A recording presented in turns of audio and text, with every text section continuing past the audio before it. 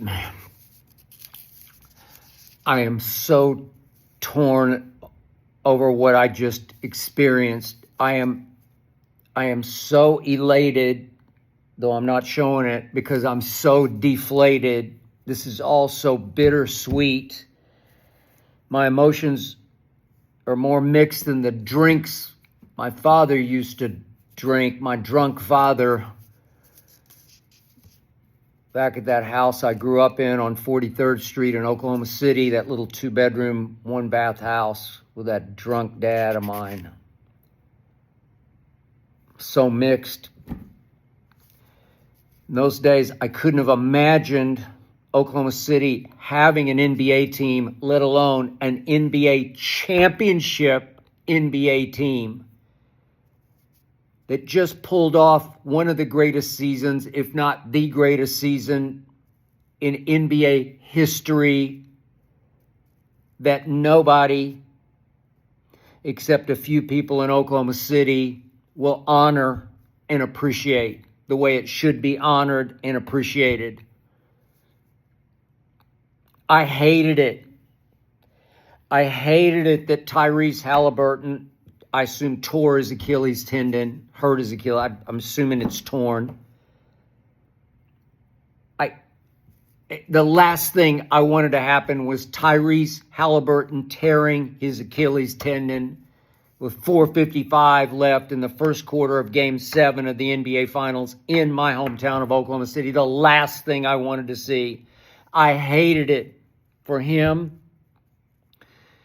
for his incredibly gutty, smart, resilient basketball team, the Pacers. I hated it for the Pacers. I hated it for Tyrese's family, for his father, his mom.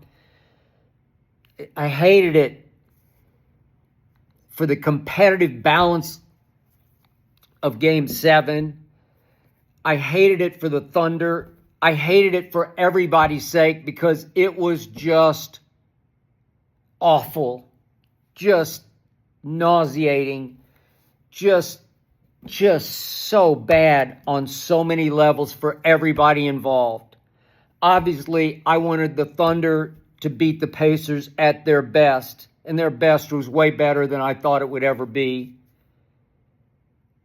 They were the biggest underdog, really, in 50 years in the NBA Finals, the biggest underdog. If you stack up all the stats against them, all the point spreads across the board through 7 games, that they were a hopeless underdog who just kept fighting back and fighting back and fighting back with guts and guile, shot making, all the cliches, heart, soul, name it, they had it.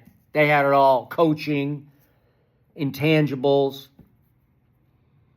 TJ McConnell, unstoppable. Thunder didn't have any answer for him until the third quarter tonight when he scored, but he started turning it over. But the point was that it took the life out of the game when Halliburton went down and out, and you just knew. I just knew. I saw it. It almost looked like you could see his Achilles snap and roll up his leg. I thought I could see it roll up through the 3 calf muscles. I'll have way more about this tomorrow morning when we drop my show, the Skip Bayless show. I'll have way more. I'm going to go deep into what I believe happened or didn't happen. And yeah, I was hard on Halliburton through the last 2 games because he didn't look hurt at all. I didn't see a wince or a limp. I didn't. He sure looked good tonight, didn't he? Making those first 3 threes that he shot. Whew. And now I hate it that it took the life out of the game. I kept saying the Thunder are just the nobodies from nowhere that nobody's watching. I assume these ratings are going to be, I don't know, maybe the worst ever in NBA Finals since ratings have been kept. But after statistically the greatest regular season ever that the Thunder played, they destroyed the Western Conference by 16 games. Nobody had ever done that. Nobody had ever beaten the other conference, the East, in this case, 29 out of 30 times. They even came into tonight just a tick below the all-time record for margin of victory in home playoff wins. Just a tick below the 96 Utah Jazz, who were 20.7 to 20.6 for the Thunder. And it looked like at one point, 7.5 minutes left tonight in Game 7, Thunder were up 22, and I thought maybe they were going to eclipse that record. But of course, the Pacers would not go away. The theme of the whole 7-game series was they would not go away. I wanted the Thunder to sweep because they needed to sweep for respect, to get somebody to wake up and say, hey, these guys maybe are that good? No, they are that good, but they didn't always play that good, as in that well. They didn't always play up to the way they dominated during the regular season and dominated through stretches of the playoffs, such against Memphis. I know Ja was gone. But then against Ant-Man, Campman, and company, they just destroyed them. The same team that gentlemen swept the Lakers got gentlemen swept by the Thunder. And listen, Denver, they were a much tougher out to me than the Pacers, or at least what the Pacers should have been. And Denver took them to 7, but in Game 7, it was 125 to 93. Romp and stomp, and the Thunder flexed, and the SGA flexed. And they were on track through the T-Wolves series to get the respect they deserved. I've been saying all year, there's never been a team like this because there's never been a team closer than this. And then Hallie goes down, and it just, the air goes out of the game. And it took the air out of the Thunder. They fumbled and stumbled around the rest of the half. They're trailing at half. I thought it was shaping up like Halliburton's going to win the MVP just on inspiration and the fact that he jump-started him with the 3 threes. It just felt like Indy's going to pull off another impossible upset. But in the third quarter, the Thunder finally snapped out of it and said, okay, he's down and he's out and he's lost. We got it. Now we got to go get it. Because I'm telling you, 5 years from today, tonight, tomorrow, 5 years, 2 years, 1 year, hey, 5-6 months from now, nobody will remember that poor Halliburton tore his Achilles. Nobody will remember. They'll just say, who won? Oh, the Thunder. Oh, the Thunder won a championship. They did. They came out in the third quarter and they trumped on the gas. They had a nasty habit of taking their foot off the gas. But they tromped down on the accelerator in the third quarter. It was 34-20. And that was a margin they should have kept because they got up 22 with 7.5 minutes left. And then here they came scratching and clawing back. Final score was 103-91. I said they'd win by 17. It looked like they were on track to win by 17. But you can just come back at me and say, there was no Halliburton and you got me. I can't defend. I can't fight back. Except that the Thunder finally took care of business. They finally played Thunder basketball.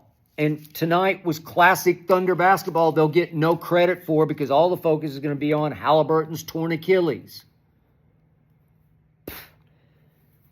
I mean, tonight, all you need to know is that the turnovers were Pacers 23, Thunder 8. That's all you need to know. That's the stat of the night because I told you all along the Oklahoma City Thunder thrive, live, die by smoking you with pot. They smoke you with points off turnovers. So tonight, if they turn you over 23 times and they only turn over 8, you're going to get smoked because the points off turnovers tonight were 32-10 in favor of the Thunder. That's all you need to know. It's all about those turnovers.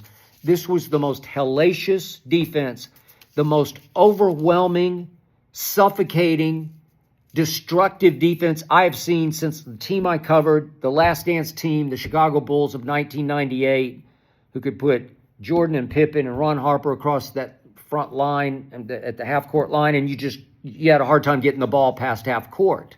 Well, this is different because they had about 10 demons on defense. And they attack you from everywhere. And it was a beautiful night for the way the Thunder play Thunder basketball, because they had 14 steals led by 3 by Caruso and 3 by Dort and 3 by Case and Wallace. That's it. There. That's who they are. That's what they do. They shot poorly from 3 because even though they'd been a 38% three-point shooting at home in the playoffs, tonight they were horrible. They shot 11 for 40. That's 27.5%, and they still won going away because of smoking you with pot. Meanwhile, the Pacers shot 11 of only 28 attempts. That's 39%, which sort of barely kept them in the game. And Hallie's first 3 threes were huge in jump-starting the Pacers. But I'm here to tell you, Sam Presti got it. And he said this on live national TV, and this is what I've been saying all year. This is my message to you. Sam Presti, he delivered my message in stereo for all the nation to hear. I don't know, maybe 4 people are still watching at this point during the trophy presentation.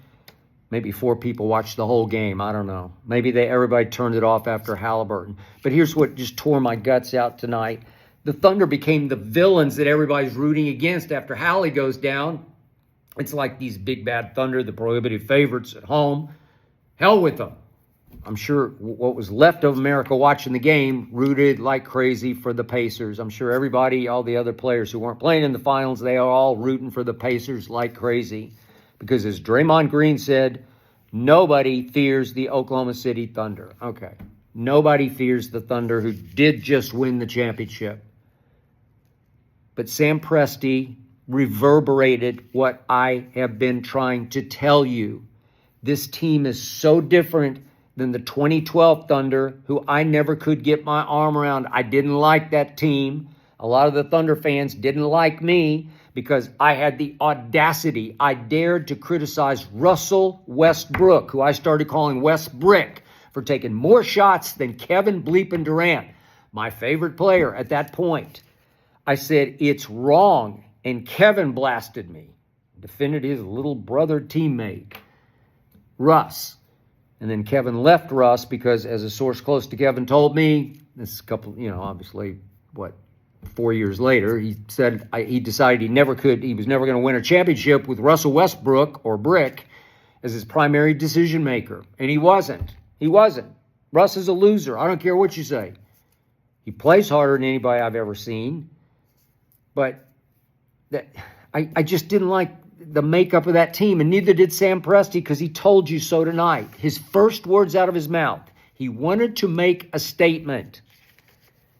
Remember, the 2012 Thunder had Kevin Durant taking shots at me and everybody else, thin-skinned, most oversensitive superstar I think I've ever seen. Kevin Durant, Russell Westbrook, jacking up shots and turning the ball over like a wild man. And then James Harden, just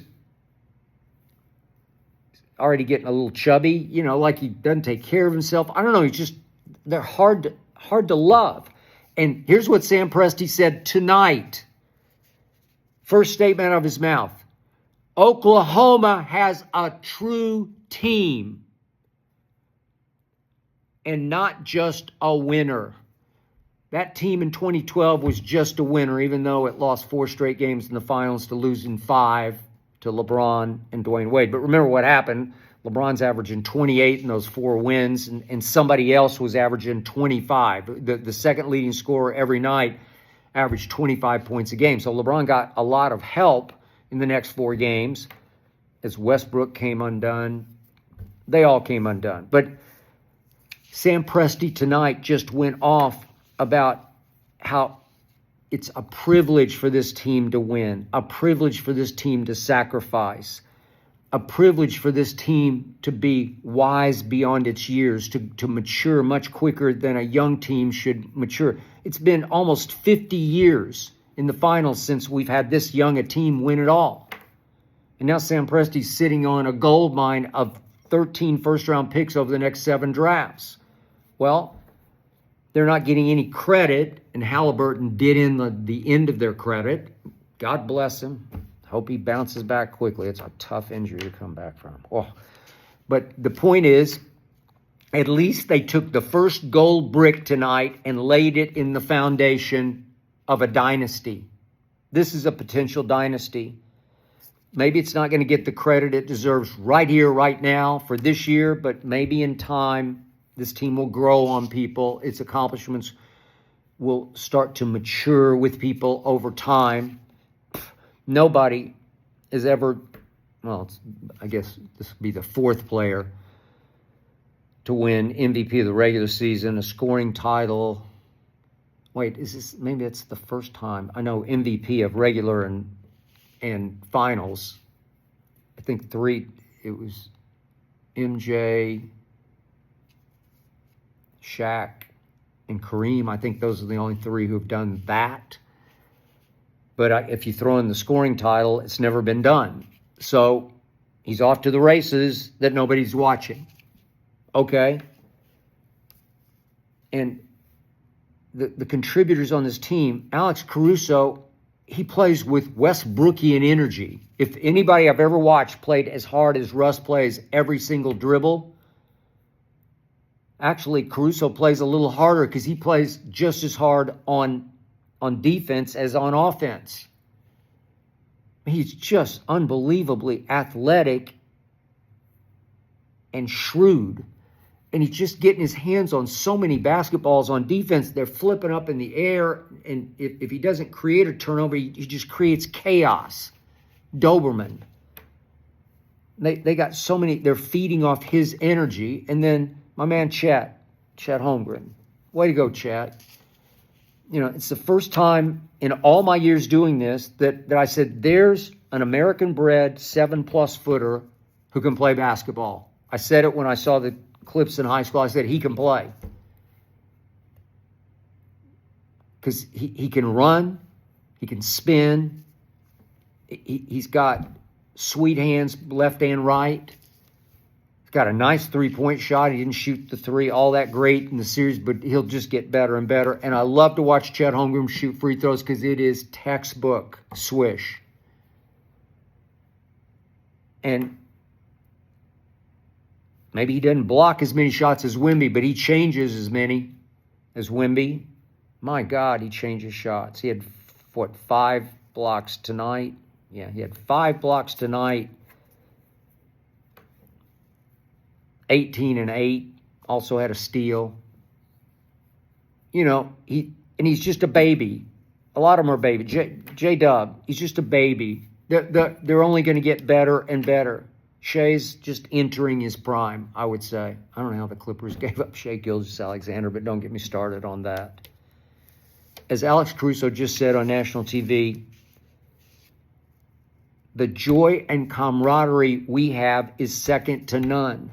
It is, but nobody is appreciating that tonight, in part because this team didn't connect. It just didn't charismatically connect with the country. And then Hallie went down. Just took the air out of it.